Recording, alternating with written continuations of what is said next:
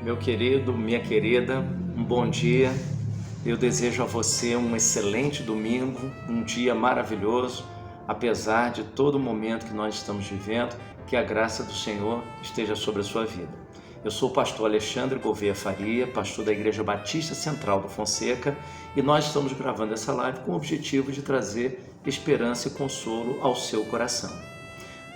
Nesse momento, nós vamos orar ao Senhor e logo após a oração você estará ouvindo um louvor para abençoar a sua vida, para trazer tranquilidade e alento ao seu coração.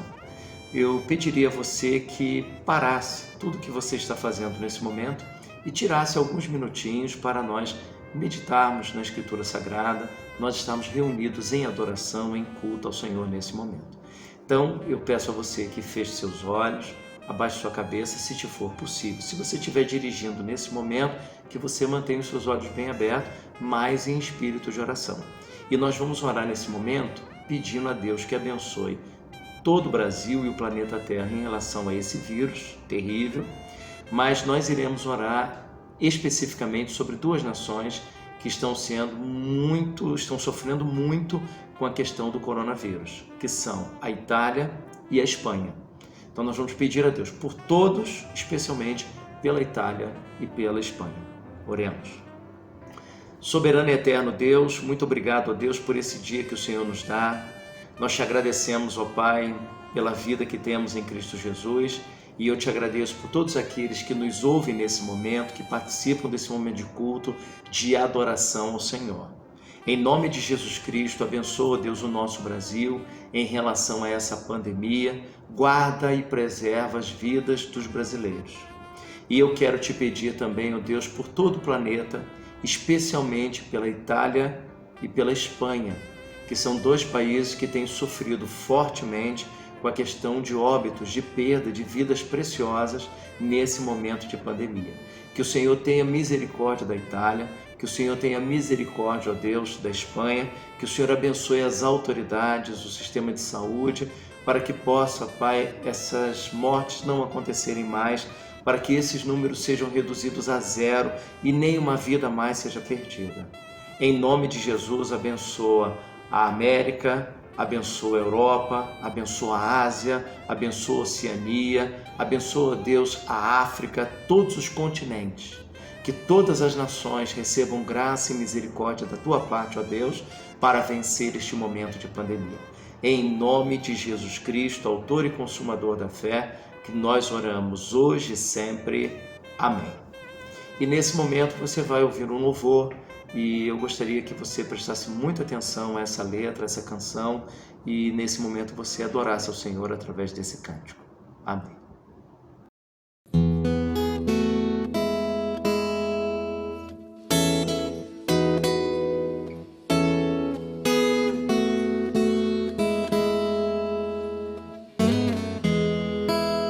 Cristo levou sobre si as nossas dores, Ele levou sobre si as nossas transgressões. Vamos cantar juntos, aleluia. O castigo que nos traz a paz estava sobre Ele, e por suas chagas fomos sarados. Ele tomou sobre si as nossas maldições. Ele sofreu para que tivéssemos perdão. O seu sangue derramou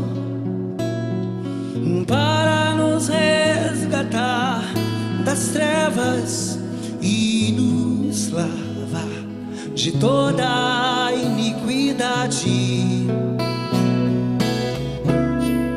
Jesus,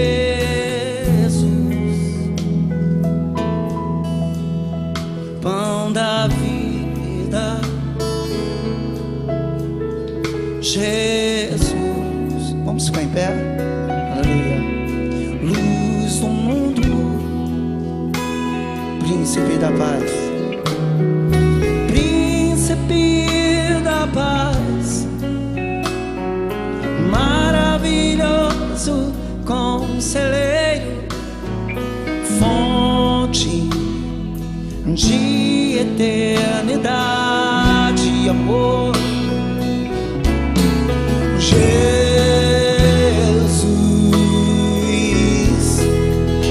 Deus Emanuel,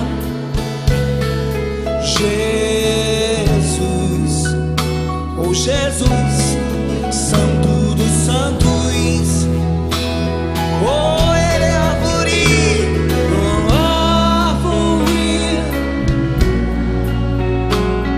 um rio que brota do trono de Deus, alegria profunda no meu coração.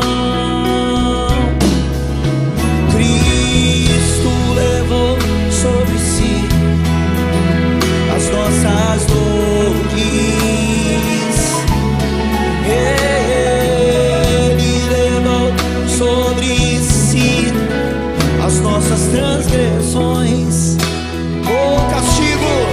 O castigo que nos traz a paz estava sobre Ele, e por suas chagas fomos sarados. Oh Jesus,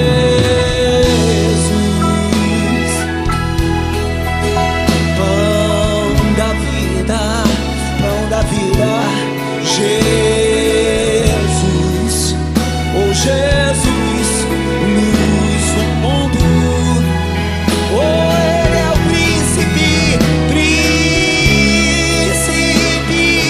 da paz, maravilhoso conselheiro, fonte de eternidade e amor. Aleluia. Jesus, Deus Emanuel, Deus Emanuel, Deus Emanuel, Deus Emanuel, Deus aqui conosco para nos curar. O rio da vida, um rio que brota do trono de Deus, alegria profunda no meu coração. Recebe adoração. Jesus, oh Jesus, és digno de louvor. Oh Yeshua, recebe adoração. Oh Jesus, aleluia. Yeshua, Hamashiach, pão da vida, Messias, Filho de Deus.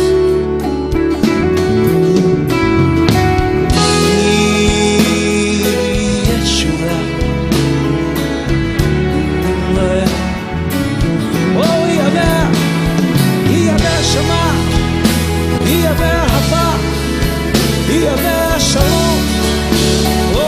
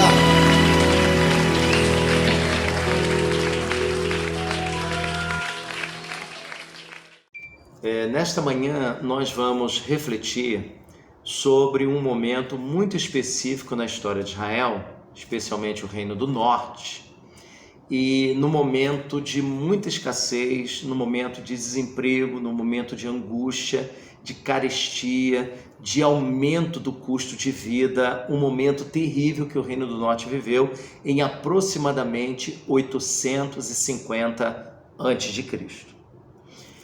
O Reino do Norte ele está enfrentando um grande desafio que é lidar com uma superpotência da época, que é Síria. Síria é a maior potência desse momento da história, metade do 9º século antes de Cristo. E o rei dessa potência chamada Síria é Ben-Hadad II, Ben-Hadad II. E o rei de Israel é Jorão. E o profeta que está atuando nesse momento é o profeta Eliseu. E a nação está vivendo um momento terrível na sua história, onde eles estão sitiados pelo exército da Síria, ou seja, a cidade de Samaria é a terceira capital do Reino do Norte. A primeira capital foi Siquém, depois Tirsa, depois Samaria. Então, Samaria, sendo a capital do Reino do Norte, representava a nação, ela está totalmente cercada pelo exército sírio, que é poderosíssimo, esperando o momento para invadir o país. E como ele está cercando a nação, é impossível haver o comércio. Eles estão vivendo um isolamento social diferente do nosso. O nosso isolamento social é individual por família. O isolamento social que eles viviam era o isolamento social coletivo, ou seja, toda a nação está dentro de uma cidade, está dentro de um país e eles não podem sair porque os muros da cidade estão fechados, os portões estão fechados, não há como sair, não há como entrar, porque se abrir os portões, o exército sírio é capaz de invadir e dominar Israel. E o pessimismo tomou conta da nação, o desemprego, a falta de víveres, de comida, de alimento, a ponto de haver canibalismo. A gente vai ler isso e vai perceber isso na história. 2 mulheres com seus respectivos filhos, combinado, dada a fome terrível de comer os filhos. Uma delas deu o filho para ser comido e quando chegou a vez da outra, a outra se recusou. Prevaleceu o sentimento materno e ela recusou. Para você ver o nível de crise, de angústia, de sofrimento experimentado por essa nação. O meu desejo e a minha oração é que o Brasil não chegue a esse ponto e nós não chegaremos. Deus não há de permitir. Mas nós vivemos um momento de isolamento social, nós vivemos um momento de preocupação com os empregos, especialmente quem trabalha na iniciativa privada, e também aqueles que trabalham no setor público, seja ele municipal, estadual ou federal, estão preocupados porque a arrecadação vai diminuir, consequentemente os salários podem ser comprometidos. Basicamente 90% do comércio aberto, fechado, apenas farmácia, padaria, supermercado, pet shop, posto de gasolina e alguns setores mais emergenciais abertos. Inúmeros profissionais dentro da sua casa, com o risco de contaminação dos mais idosos, enfim, vivemos um momento de pandemia.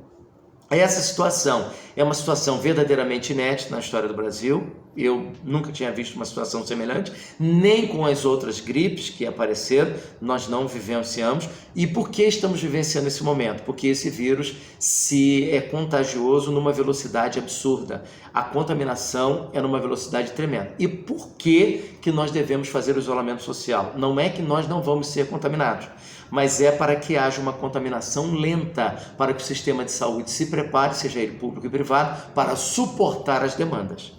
Então, por isso o isolamento social. Estão sendo preparados hospitais de campanha por todo o país para suportar o número de pessoas que estarão sendo contaminadas pelo vírus. Isso é uma coisa inevitável. O que está se tentando é um processo lento, mas isso traz implicações na questão da economia. Especialmente os profissionais liberais, aqueles que trabalham por conta própria, aqueles que são vendedores ambulantes, enfim, todo esse grupo ganha aquilo a partir daquilo que vende, não tem garantia salarial. E esses profissionais estão tremendamente preocupados. Mas, ao mesmo tempo, nós, como cristãos, devemos ouvir aquilo que as autoridades nos orientam.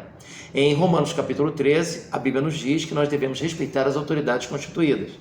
E nós só devemos desrespeitar as autoridades, só há licença para desobediência civil, como Calvino sinalizou, em 2 situações. quando as autoridades, quando o governo exige alguma coisa que a gente faça que a Bíblia proíba, ou o contrário, quando o governo proíbe alguma coisa que a Bíblia ordena. Então o governo proibiu nós orarmos. A Bíblia diz que nós devemos orar sem cessar. Nós iremos desobedecer, porque apesar de sermos cidadãos de dois reinos, a pátria celestial está em primeiro lugar e a pátria terrena em segundo lugar. Mas o que acontece nesse momento é que as autoridades não estão cometendo nenhum tipo de perseguição religiosa, muito pelo contrário. Governos municipais, governos estaduais e o governo federal estão trabalhando para o nosso bem, independente das divergências e desentendimentos que possam ocorrer entre essas esferas, pela questão política, pelas disputas políticas. A verdade é que técnicos e profissionais estão trabalhando para o nosso bem, para a preservação da vida. Israel vivia uma situação muito semelhante. Está lá em 2 Reis, no capítulo 7, a partir do verso 1, narra essa história. Nós iremos dividir a nossa reflexão em duas etapas. Por que duas etapas? Porque esse texto tem uma riqueza tremenda e muitas lições para serem acrescentadas à nossa vida. Então nós faremos uma primeira reflexão na parte da manhã e depois uma segunda reflexão na parte da noite, na segunda parte. O tema desta manhã é uma resposta à calamidade. Estamos experimentando um momento de calamidade e Israel, ou Reino do Norte, também vivia um tempo de calamidade. Quais são as lições que nós podemos aprender nesta história registrada nas Escrituras Sagradas, de tal maneira que a gente tenha a nossa vida enriquecida e a nossa fé fortalecida em Deus nesse momento tão difícil? Eu quero convidar você nesta hora, você que nos assiste, a descansar e confiar em Deus. As notícias não são das melhores. As perspectivas também não são animadoras. Mas, como disse o profeta Daniel, há um Deus nos céus. Quero convidar você a exercer a sua fé incondicional em Deus, independente das circunstâncias, independente de tudo, de todos e de si mesmo, das dúvidas que tentam assaltar o seu coração. Em nome de Jesus, não deixe o seu coração ser dominado pelas dúvidas, mas confie nesse momento em Deus. O capítulo 7, ele narra uma parte da história. Mas para nós entendermos essa história, a gente tem que ir ao capítulo 6, a partir do verso de número 24. Então eu queria que você acompanhasse aí comigo. Segundo livro de Reis, capítulo 6, a partir do verso de número 24, que vai narrar, é o início da história e mostra que Samaria foi sitiada, foi cercada pela potência da época chamada Síria. Acompanha comigo a leitura. Segundo Reis, capítulo 6, verso de número 24. Depois disso, Ben-Hadad II, rei da Síria, convocou todo o seu exército para atacar e sitiar Samaria, capital do Reino do Norte. Houve grande fome em Samaria, porque o cerco foi mantido até que uma cabeça de jumento era vendida por 80 ciclos de prata e um copo de esterco de pombas por 5 ciclos de prata. Então você observe que a cabeça de um jumento atingiu preço estratosférico, que a grande maioria da população não estava conseguindo pagar. Por isso a fome, a carestia, a falta de víveres, a falta de comida, a falta de trânsito comercial, porque a cidade está totalmente fechada. Não entra e não sai absolutamente nada. O preço disso, inflação, aumento dos preços. Quando o rei de Israel ia passando pelo muro, uma mulher lhe gritou: socorro, ó rei, meu senhor. Repare que ele vai fazer uma indagação à mulher, dizendo que ele não tem como socorrê-lo. Então você começa a perceber nessa história que o monarca, o chefe da nação, aquele que ocupa o governo maior, que é Jorão, ele não tem condições de satisfazer a demanda da nação desse momento, ele não tem forças, ele não tem recursos, ele não tem como sustentar, como prover aquilo que a nação precisa nesse momento. E ele vai dizer isso a essa mulher, e ela vai compartilhar com ele o problema que ela viveu, e o problema que ela estava vivendo era de canibalismo. Ela havia, juntamente com a outra mulher, comido seu próprio filho, e agora era a vez da outra ceder o filho, e a outra não queria ceder. Veja a que ponto esta nação chegou. Mas ele lhe disse a essa mulher: Se o Senhor não te socorre, quem sou eu para te socorrer com cereal e vinho? Se o Senhor não está fazendo nada por você, que tem todo o poder, como que eu vou fazer? O que eu vou fazer para você? Eu não tenho cereal, eu não tenho vinho, eu não tenho arroz, eu não tenho feijão, eu não tenho carne, eu não tenho frango, eu não tenho leite, eu não tenho ovos, eu não tenho absolutamente nada para te dar. Ou seja, ele admite um sentimento de incapacidade. Então, o fato de nós termos o prefeito nesse momento, o governador, o presidente da República, os deputados federais, senadores, deputados estaduais e vereadores, não significa dizer que esses homens, por terem poder político, eles se tornam onipotentes. A verdade é que o poder desses homens é totalmente limitado. Por exemplo, eles não têm capacidade de fazer chover. Nem o presidente faz chover, nem o governador, nem o prefeito podem fazer chover. Ou seja, o poder desses homens, mesmo tendo grande poder constitucional, eles não têm todo o poder. Então, talvez os próprios governantes estejam sentindo nesse momento um sentimento de incapacidade. Aqui no Rio de Janeiro, o governador do Rio de Janeiro diz que se o governo federal não fizer uma intervenção econômica no Rio de Janeiro, a partir de segunda-feira, os salários até dezembro estarão comprometidos. Então você veja o sentimento de incapacidade do próprio governador. Poder ele tem, poder político dado pela Constituição Federal e Estadual. Mas olha como que esse homem está se sentindo impotente. Mas ele lhe disse: se o Senhor não te socorre, quem sou eu para te socorrer com cereal e vinho? Porém, o rei lhe perguntou: que tens? Ela disse: esta mulher me disse, dá o teu filho para que comamos hoje, amanhã comeremos o meu filho. Cozinhamos o meu filho e o comemos. Eu vou repetir a você, olha o estado de calamidade que Samaria, que o reino do norte chegou. Cozinhamos o meu filho e o comemos. Segundo Reis, capítulo 6, verso número 29. Dá o teu filho para que o comamos, mas ela escondeu o seu filho. Qual foi a reação do rei? Quando o rei ouviu o que aquela mulher disse, rasgou as vestes enquanto passava pelo muro, e o povo viu que o rei vestia pano de saco por baixo sobre a pele. Então ele disse: que Deus me castigue severamente se a cabeça de Eliseu, filho de Safate, lhe ficar hoje sobre os ombros. Então você observe que ele coloca toda a responsabilidade pelo que estava acontecendo nas costas de Eliseu, reconhecendo, e ele vai dizer isso a Eliseu, que o que estava acontecendo estava dentro da soberania e sobre o comando de Deus.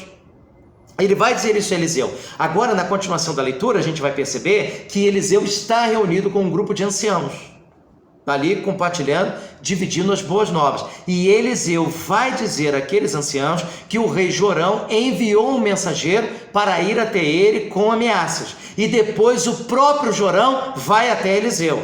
Vamos observar qual vai ser a resposta de Eliseu? Eu queria frisar com você o seguinte ponto. Eliseu é um homem sujeito às mesmas paixões que nós.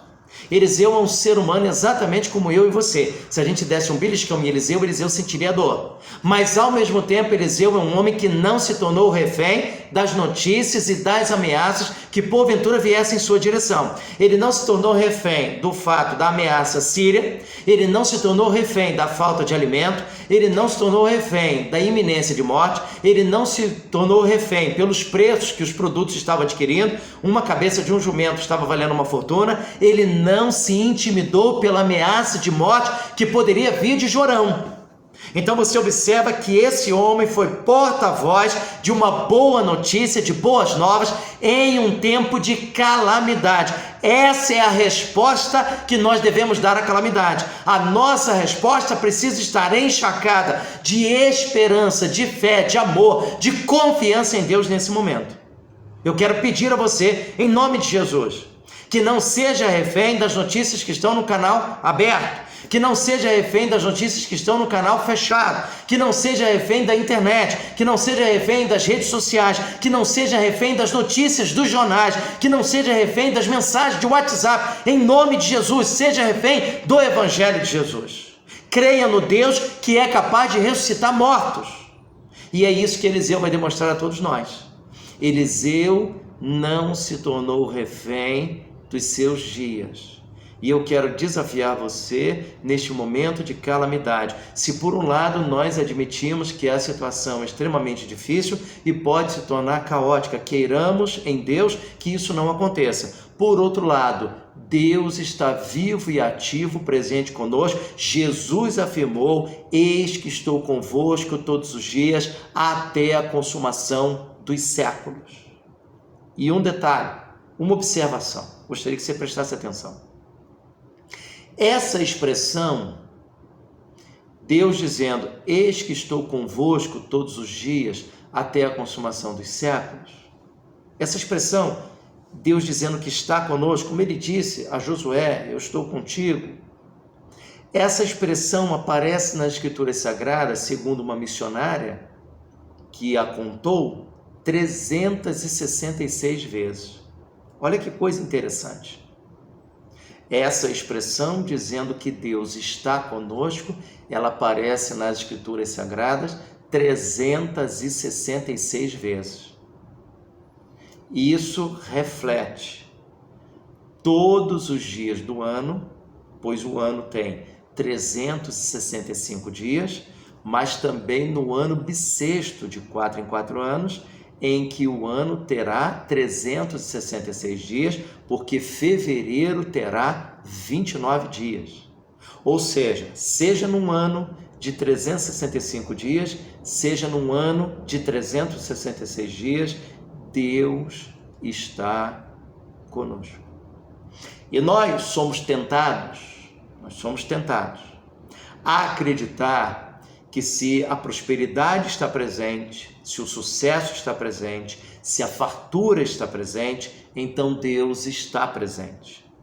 Se há escassez, se há isolamento social, se há quarentena, se há dificuldade financeira, se há poucos recursos, se há aumento de preço, se há carestia, se há inflação, se há tudo isso, então Deus não está presente. Eu quero dizer a você, em nome de Jesus, que esta equação, biblicamente, ela não fecha.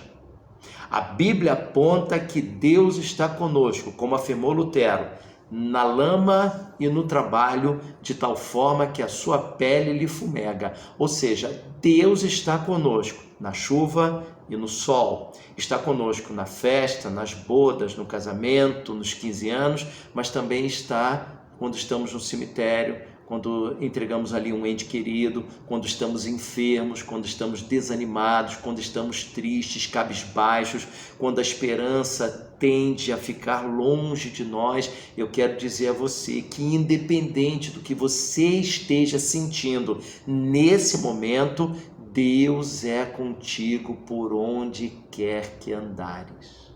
Ainda que você tenha dúvidas, ainda que você faça uma lista para mim, você diga, mas pastor Alexandre, eu estou vivendo isso. Eu quero dizer para você, com todos os problemas que eu e você estamos experimentando, porque eu que estou te falando nesse momento, eu não estou em outro país, eu não estou em outro planeta, eu estou no Brasil, estou no Rio de Janeiro, estou em Niterói, estou na mesma situação que você, mas eu creio, a partir dessa história, que o Deus que está conosco, que esteve conosco com Josué, é o Deus que está conosco, o Deus que esteve com Eliseu, é o Deus que está conosco. Não houve nenhuma mudança, porque em Deus não há sombra de variação. O Deus que esteve lá é o Deus que está também cá. Por isso que nós estamos lendo essa história. E por isso que eu queria que você prestasse muita atenção à resposta de Eliseu. Vamos à resposta de Eliseu? Verso de número 31. Verso de número 32. Eliseu estava sentado em sua casa e os anciãos estavam sentados com ele. Quando o rei enviou um homem na sua frente, mas antes que o mensageiro chegasse a Eliseu, este disse aos anciãos: vede como esse homicida mandou tirar minha cabeça? Ficai atentos, quando o mensageiro chegar, fechai a porta e empurrai-o, deixando-o fora. Por acaso ele não será logo seguido pelo som dos passos do seu senhor? Quando Eliseu ainda estava falando com eles, o mensageiro chegou e disse: isto é um castigo do Senhor. Que razão teria ainda para esperar no Senhor? Então, qual a ideia do mensageiro, qual a ideia de Jorão e qual a ideia que eles vão expressar diante do profeta Eliseu? De que o que está acontecendo está dentro de uma soberania divina. Então, se Deus permitiu que os sírios cercassem Samaria, se Deus permitiu que a cabeça de um jumento se tornasse uma fortuna, se Deus permitiu a falta de alimento, se Deus permitiu a falta de chuva, se Deus permitiu toda a escassez que eles estavam vivendo, por que orar a esse Deus? Por que esperar nesse Deus? Por que confiar em Deus? Eu quero dizer a você que a soberania de Deus, ela nos conforta no momento da dificuldade e ela contém o nosso orgulho no sucesso. Ou seja, confiar na soberania de Deus não significa dizer que Deus vai fazer tudo o que eu quero. Ao crer em Deus, ao depositar a minha fé em Deus, ao ser uma testemunha fiel de Deus, ao tentar agir com ética, com compromisso, ler a palavra, orar, participar dos cultos e ser um ofertante na casa de Deus, tudo isso não me torna patrão de Deus. A minha ética, a minha fidelidade não se torna patroa de Deus. Deus continua sendo Senhor e eu continuo sendo servo. E mais, Deus tem o seu agir e Ele não está obrigado a me dar, a mim e a você, satisfação dos seus atos. A teologia sistemática tem uma afirmação muito interessante. Deus é conhecível, porém incompreensível. Ou seja, ao mesmo tempo que eu lido com um Senhor, que a Escritura Sagrada revela o seu caráter, a sua bondade, o seu agir na história, ao mesmo tempo Deus é infinito. E um ser infinito não consegue, não cabe na mente de um ser finito. Nós somos seres finitos, que conhecemos o presente, parcialmente o passado, aquilo que a gente lembra, e não conhecemos absolutamente nada do futuro. Amanhã é segunda-feira. Você sabe o que acontecerá amanhã na segunda-feira? Não sabe. Depois do mês de março vem o mês de abril. Você sabe o que acontecerá no mês de abril? Também não sabe. Depois de 2020 vem 2021. Se estivermos vivos, você sabe o que vai acontecer em 2021? Não. Eu também não. Ou seja, nós somos seres finitos. Nós somos seres atingidos pelo pecado, nós somos seres que temos medo, que temos desânimo, que temos angústia, que ficamos doentes, que tomamos remédio, que passamos por cirurgia, ou seja, nós somos seres pecadores, falíveis, sujeitos às mesmas paixões que os homens do passado, semelhante a Elias.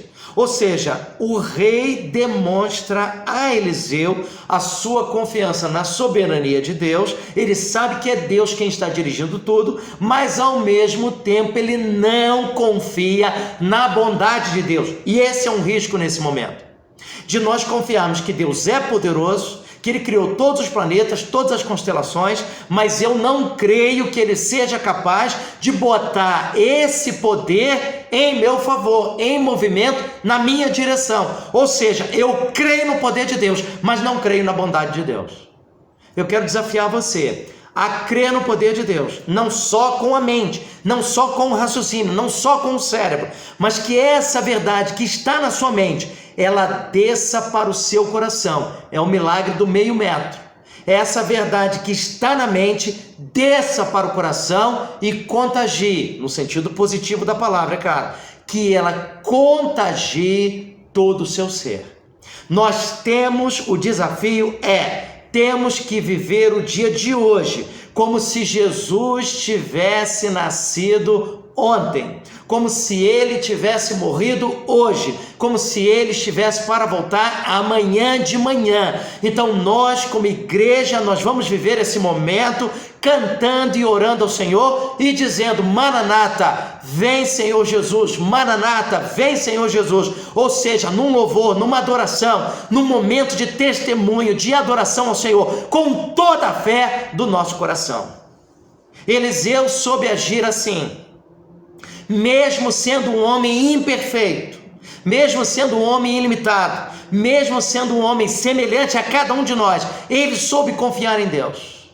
E o Deus de lá é o mesmo Deus de cá. Qual é a palavra que Eliseu trará ao mensageiro, a Jorão, aos anciãos? Eliseu tem uma palavra de vitória, Eliseu tem uma palavra de esperança. Nesse contexto, um homem se levantou para dizer que Deus estava vivo e ativo, e ele nesse momento vai dar a agenda de Deus para o povo. 2 Reis, capítulo 7, versos 1 e 2. Preste muita atenção, é o texto mais importante dessa manhã e dessa reflexão. Então Eliseu disse: ouvi a palavra do Senhor, assim diz o Senhor, amanhã por estas horas, repito, amanhã por estas horas, na entrada de Samaria. Então ele dá a hora, ele dá o dia, ele dá o lugar onde Deus vai agir e dar uma resposta. Amanhã, por estas horas, na entrada de Samaria, uma medida de farinha será vendida por um ciclo e 2 medidas de cevada por um ciclo. O que Eliseu está dizendo? Os preços vão desabar, porque haverá abundância dada por Deus, pelo Deus dos céus. Não foi providenciada pelo governo, não foi providenciada por Jorão, não foi providenciada pelo mensageiro, não foi providenciada pelos anciãos, não foi providenciada nem pelo próprio Eliseu, mas será providenciada pelo próprio Deus. Agora no verso de número 2, o oficial que acompanha o rei demonstra total incredulidade. Eu vou ler o verso 2 e imediatamente vou fazer uma pergunta a você. Mas o capitão em cujo braço o rei se apoiava, respondeu ao homem de Deus, a Eliseu, e disse, então repare, olha a resposta e a reação do capitão à palavra vitoriosa de Eliseu. Ainda que o Senhor fizesse janelas no céu, isso poderia acontecer? Ainda que o Senhor abrisse as janelas do céu, poderia acontecer abundância de víveres e os preços desabarem, porque haveria alimento suficiente para todos? Eu quero fazer uma pergunta a você para nós encerrarmos esse momento. Nós estamos diante de uma cena. De um lado tem Eliseu e os anciãos. Do outro lado tem o rei Jorão e o capitão e o mensageiro e os demais que o acompanhavam. Há 2 grupos que estão diante de si. Existe um grupo liderado por Eliseu, que é o grupo da esperança. E existe um grupo liderado por Jorão, pelo capitão e pelo mensageiro do rei, que é o grupo liderado pelo pessimismo. Eu faço uma pergunta a você, em nome de Jesus. Em qual desses 2 grupos você está? Você está no grupo que está demonstrando fé e confiança em Deus, grupo representado por Eliseu e pelos anciãos, por homens de fé, de confiança em Deus, ou você está no grupo sem esperança, liderado por Jorão, pelo capitão, pelo mensageiro e pelos demais que acompanhavam o rei? Em qual dos 2 grupos que você está localizado? Eu quero dizer a você que a vida exige que a gente defina em qual multidão a gente está. E isso me faz lembrar lá em Lucas capítulo 7, quando Jesus está entrando na cidade de Naim e vem saindo uma multidão. E essa multidão é uma multidão que está muito triste, porque um menino, filho único de uma viúva, estava morto, sendo carregado dentro de um caixão, e essa multidão vem saindo da cidade. Então você observa comigo, de fora da cidade vem entrando uma multidão liderada pelo Filho de Deus. De dentro da cidade sai uma multidão liderada por um cadáver. De fora da cidade vem entrando uma multidão que até o capítulo 7 de Lucas já tinha visto inúmeros milagres. De dentro da cidade sai uma multidão que está tremendamente triste e desesperançada pela morte do filho único de uma viúva. De fora da cidade vem uma multidão alvissareira, liderada pela vida. De dentro da cidade sai uma multidão liderada pela morte. Houve um encontro entre a vida e a morte e prevaleceu a vida. A morte foi absorvida pela vida. Jesus ressuscitou o menino. Então, em qual das 2 multidões você está?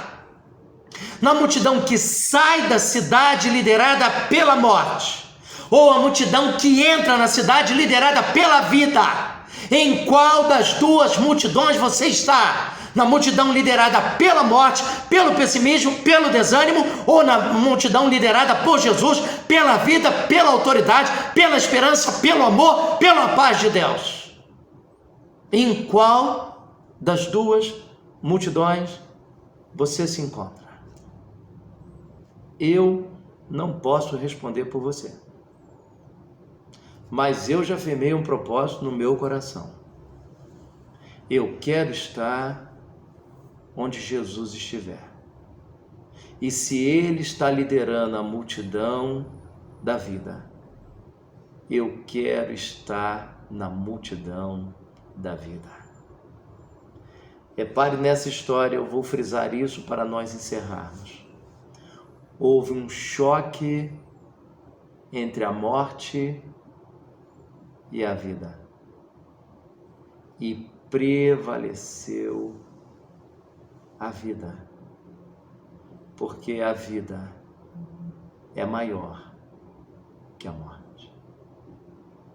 A gente percebe isso em Lucas 7, na experiência de Jesus com o filho da viúva de Naim, e a gente percebe isso na história de Eliseu. Quando Eliseu diz que no dia seguinte haverá abundância de víveres, Eliseu está dizendo à multidão a mesma coisa que Jesus disse, só que Jesus cometeu um ato, e esse ato demonstrou sua mensagem. E aqui Eliseu está dizendo, a vida é maior que a morte. Em nome de Jesus, creia nisso. E nós vamos continuar essa reflexão logo mais à noite, onde a gente vai ver como que Deus agiu nessa história. E você vai perceber alguns detalhes interessantíssimos. Um deles é que a esperança vem de onde a gente menos espera. Eu gostaria que você ouvisse um louvor nesse momento. E ao ouvir esse louvor, você meditasse na letra desse cântico. E nós deixaremos esse momento para a sua reflexão. E logo mais à noite estaremos juntos. Em nome de Jesus. Amém.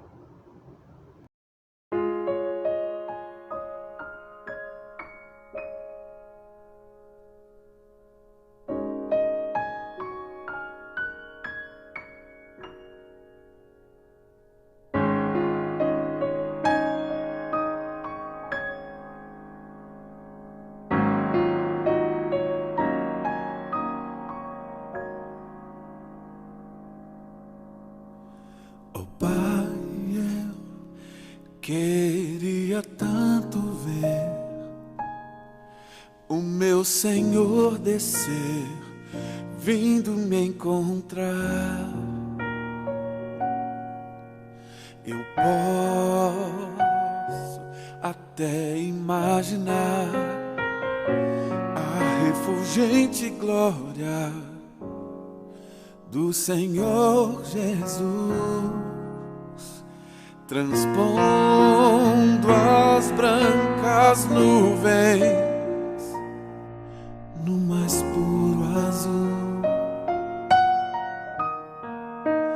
onde nem sul nem norte existirá. E em meio a lágrimas, sorrisos de alegria e de prazer, eu que era cego agora posso ver, contemplar, enfim. Por isso eu canto glória.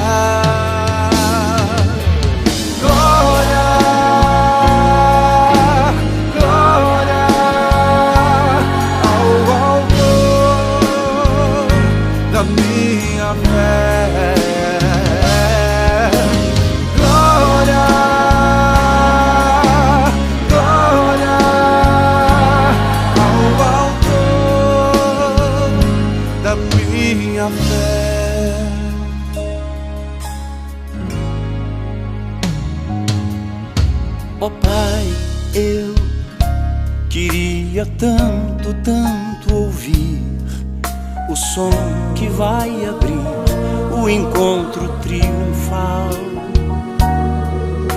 rever amigos que um dia em Cristo foram feitos meus irmãos, e agora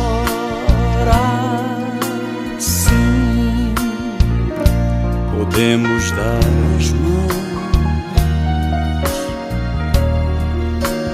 pois temos todos somente um só Senhor, e eis o consolo que envolve a minha vida, o meu Senhor Jesus, que foi morto sim naquela cruz, voltará, enfim. Por isso eu canto glória, glória, glória ao autor da minha fé.